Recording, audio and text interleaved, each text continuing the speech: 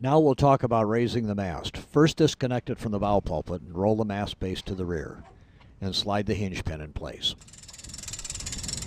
This is really easy to do. It can also be done on the trailer. As the mast goes up, the load gets lighter. The forestay is then connected to the front of the boat. This is the line that keeps the top of the mast raising pole from falling to the rear as the mast goes up and down. This is the winch. It's a brake winch, and you crank it both up and down. The loads are very light.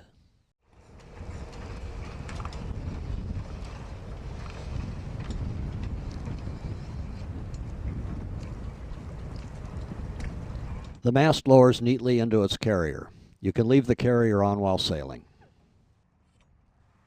or you can remove it. Here's a view of the transom and the mast carrier. The rudders are in the retracted position. Bridges are everywhere, and the good sailing is often on the other side. Here's the solution.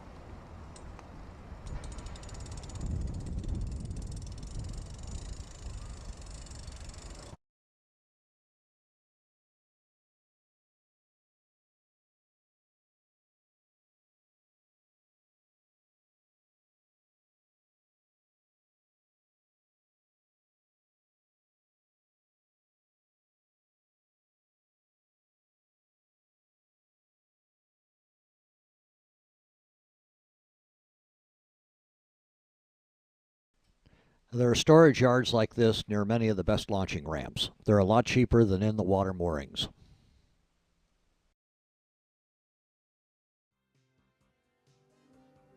Here's the interior. On the left is the galley and the long sofa seat. There's a very large, nearly queen-size berth under the cockpit, and a large V-berth toward the front. The dinette's on the right. The head is forward of the mirrored bulkhead. The large galley slides to the rear to make lots of seating room in the main cabin. The cushions are very thick and very comfortable. Here's the big rear berth, the galley, dinette head, and forward berth. The galley's in the forward position. The deck's been removed so you can get a good view. Here, the galley's in the rear position. The sink and stove are still usable, but it covers up some of the rear berth. Even with the galley aft, the rear berth is still a good double. The dinette table's now down to form a big single berth. Here the galley's in the forward position. It's the height of a standard kitchen counter, and there's full standing headroom.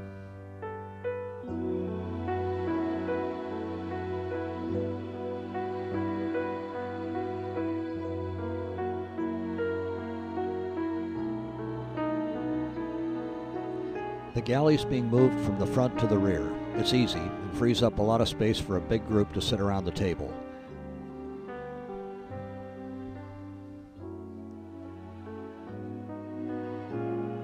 The sofa seat also makes a big single berth. The boat will sleep 6. This is too much of a crowd, but it is possible. On the galley top, there's room for an alcohol stove, which has a good cutting board that covers the burner when not in use.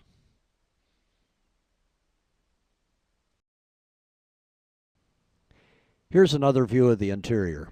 Check out the big mirror on the bulkhead.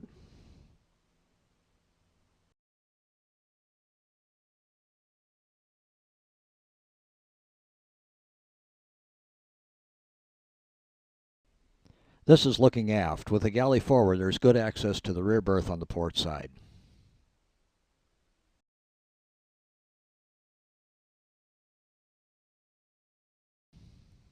Here's another scan of the interior with the galley aft.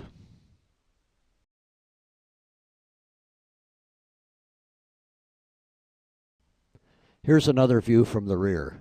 The dinette seat back has been removed, so you have a better view.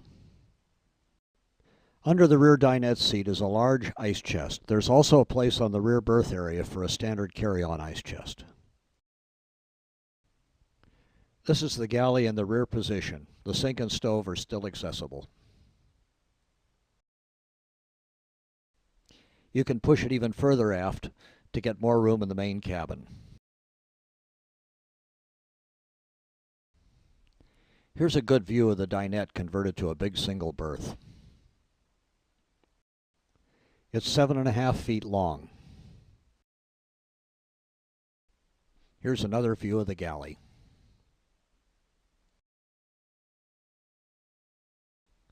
The dinette seat back's easily removed for access to the rear berth. The rear berth is a full 6'6" by 5'9", nearly as large as an American queen-size bed or a European king-size. This is rare in any boat. There's full sitting headroom over a large area. This is the head, the fully enclosed head. Many other boats have a head tucked under a bunk. These are awful to use when others are on the boat. It's essential to have walls and a good solid door.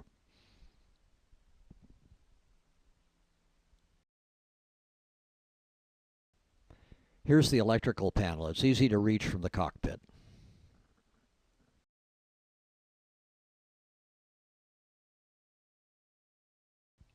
The windows are large and placed so that you can see out while seated on the cabin seats.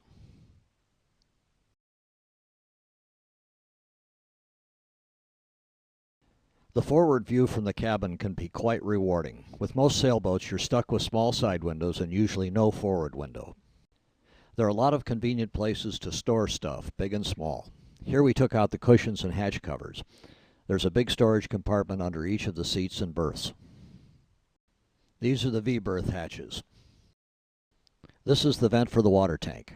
It allows air to get out as the water comes in. There's a high dam around it to keep water out of the boat. The main inlet valve's on the transom. The battery's located under the ladder. There's room for a second battery or for a pair of larger batteries. Warning labels containing the important news are inside the hull and on the steering pedestal.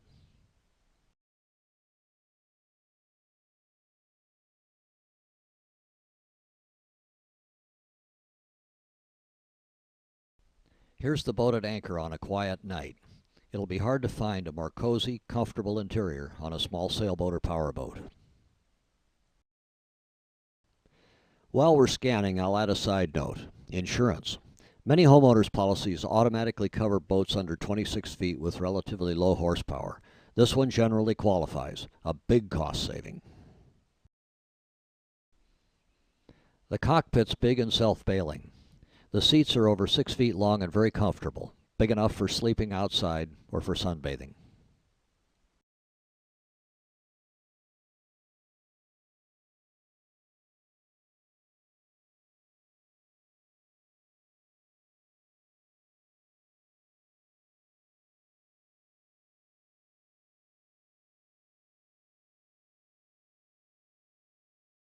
Here we have the anchor roller, the furler, and the forward mooring cleats.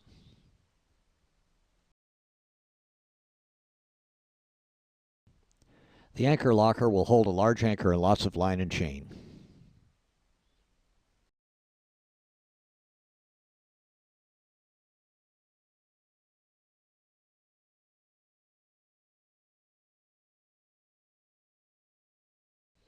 The foredeck hatch gives lots of ventilation.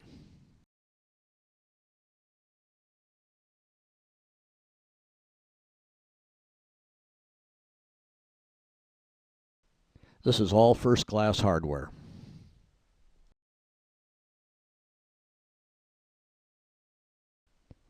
This is the track and car for the small jib.